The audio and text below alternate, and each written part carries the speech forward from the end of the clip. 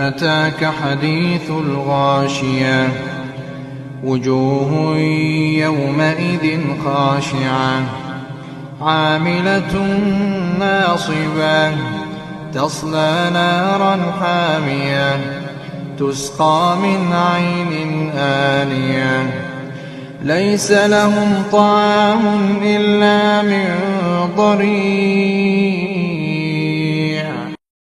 هل أتاك حديث الغاشية وجوه يومئذ خاشعة عاملة ناصبة تصلى نارا حامية تسقى من عين آنية ليس لهم طعام إلا من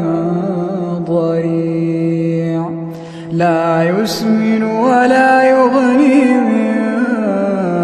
جوع وجوه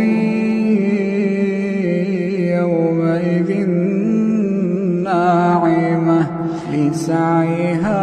راضية في جنة